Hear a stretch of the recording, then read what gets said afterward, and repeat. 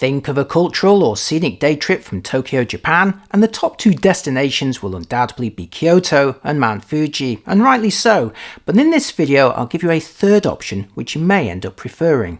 You're going to see one of Japan's most ornate shrines, a huge wooden imperial villa, rows of stone Buddhist monks, and one of the most scenic bridges in the country, all nestled in a cute mountain town packed with tasty local treats. So join me on a day trip to Nikko and I'll show you everything you need to know. I visited in 2024 and the prices were correct for this time. Your journey from Tokyo starts in Asakusa, where there's a direct limited express train to Nikko on the Tobu-Nikko line, which takes just under 2 hours and costs around 3,000 yen each way. Cheaper but slower local trains with more stops or changes are also available. Holders of a Japan Rail Pass or Tokyo Wide Pass are not allowed to use limited express trains on the Tobu-Nikko line, but they can use an alternative route run by JR which starts in nearby Ueno or Tokyo Station. This route involves one change at Utsunomiya, but the total time remains around 2 hours, or even less if you get a good connection. Another option for pass holders is a direct route from Shinjuku and Ikebukuro, which shares some of Tobu's tracks. This should be included in the Tokyo Wide Pass, but it will incur an extra fee on the JR Pass. So if you do have the JR Pass, I'd recommend the previous route from Tokyo and Ueno via Utsunomiya. But before boarding your train, it's well worth spending a short time around Sensoji in Asakusa, whether you've been before or you're visiting for the first time. It's Tokyo's oldest Buddhist temple and a beautiful location that provides an interesting contrast with the much more rural setting of Nikko later. Now I've got a packed day of sightseeing for you ahead, so if, like me, you operate best with a decent coffee inside you, I've got you covered with a great specialty cafe just a few minutes walk from the main temple. Once you're facing the temple with the main pagoda on your left, turn left and head through the small park. Next, pass through the gate, walk roughly 100 meters past the small stores, looking out for the lovely artwork on any closed shutters, then take your first right.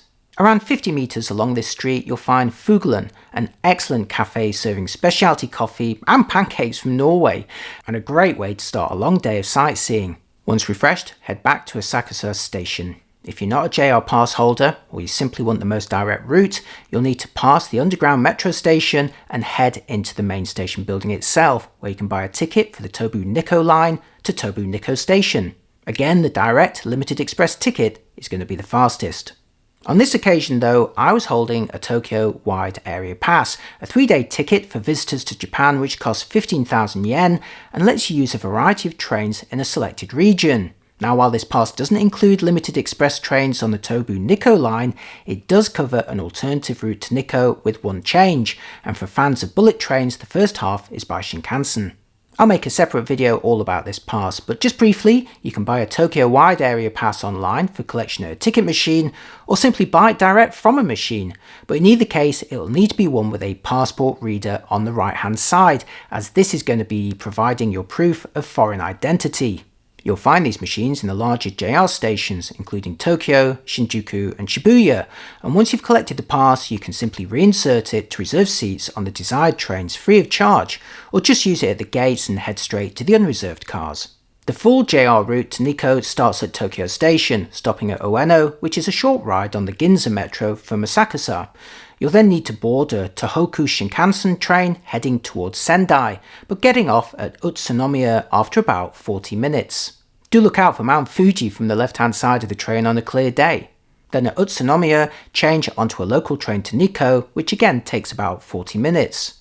You may have a short wait for your connection, making the total journey time roughly the same 2 hours as the direct Tobu option, but since Utsunomiya is also famous for gyoza, it could be a good opportunity to seek out a tasty snack, even if only in the station building. The fully JR route arrives at Nikko station, only a few minutes walk from Tobu-Nikko station. Once again, this JR route is more expensive than the alternatives, so it only makes sense if you have one of the JR passes or you simply love riding the Shinkansen at every opportunity. Now, as one of Japan's top tourist destinations featuring World Heritage sites, Nikko is fully geared up to help any visitors who need advice. Immediately outside the railway station and helpful visitor centre, there are boards showing the highlights of the region, along with a stop for a hop-on and off heritage bus, which will take you to all of the popular spots for a 600 yen day pass. That said, you can walk to the main areas in about 30 to 40 minutes from either train station, while taking in the lovely mountain town and the many tasty treats for sale en route. It's a gentle incline to the sights, so an easy return downhill at the end of the day. So I ended up walking, and thanks to heavy traffic at the weekend, I ended up matching the speed of most of the buses anyway. It's a very easy route, basically a straight road which passes both railway stations without any turnings to worry about. There's a lot to see around Nikko, but I narrowed it down to 4 highlights which were achievable in a long afternoon. I arrived at noon and left at 6, giving me plenty of time to see all of them without rushing. I planned to visit the picturesque Shinkyo Bridge, the ornate Nikko Toshogu Shrine, the wooden Nikko Tamazawa Imperial Villa, and the scenic Kan Mangafuchi Abyss with its rows of statues. Not a bad itinerary, and I was also squeezing some tasty local treats en route, including Nikko pudding and a Nikko tart. First stop, after a pleasant half-hour walk, was the Shinkyo Bridge, scenically positioned with mountains beyond. You can pay 500 yen to cross the bridge in person, but with one end blocked, you're going to need to double back anyway. I believe it is prestigious for newlyweds to walk across it, but if you're only after photos of the bridge itself, you can grab those from the side of the road. For my second stop, I headed to some steps roughly opposite the end of the bridge and entered the Nikko Sanai area. Within this heavily forested park, you'll find numerous buildings, temples and shrines which could occupy you for a whole day alone, but I headed straight to Nikko Toshogu, the most ornate shrine of all, and dedicated to the founder of the Tokugawa shogunate, which ruled Japan for over 250 years until 1868. While you can wander around the park area for free, taking in the sights, each building has a separate entry fee, with most offices accepting cash, card or IC card. I used my trusty Pasmo IC card for the 1200 yen payment to enter the Toshogu Shrine, with the office next to a beautiful pagoda. Some sites around Nikko also offer discount for various JR pass holders, but you may need to find a start ticket counter to get this.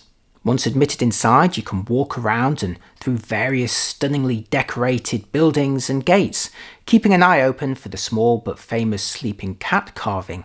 Just beyond the cat are a series of stairs climbing through the forest to the mausoleum of Tokugawa Ieyasu. If it's quiet, you'll be up there in about 5 minutes, but I visited on a national holiday when the queues took about half an hour. It's also beautiful. It's tempting to check out the other temples and houses nearby, but I kept to my original plan, so after thoroughly exploring the Toshogu Shrine, I headed back to the main road near the Shinkyo Bridge, turned right, and walked on about 10 minutes to reach the Nikko Tamazawa Imperial Villa Memorial Park. Entry here cost 600 yen, although presenting my Tokyo Wide Area Pass reduced it to 500. The villa was constructed in 1899 and used by several emperors and princes as a retreat until 1947. Consisting of 106 traditionally styled tatami matted rooms, it's the largest wooden imperial villa and includes the best of Japanese architecture from the Edo, Meiji and Taisho eras. I arrived just before the last entry at 4 PM and enjoyed almost the entire villa and surrounding gardens to myself, in some contrast to the previous shrine.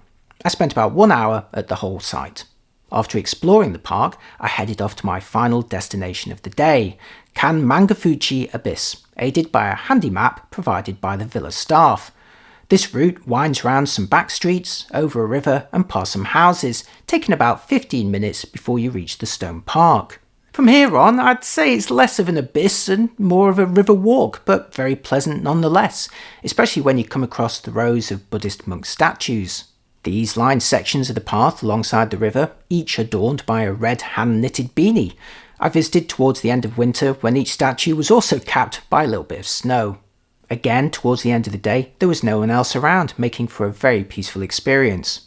As the conditions grew darker towards 5 PM though, remember it was winter, I started my walk back to the station, at least all downhill this time.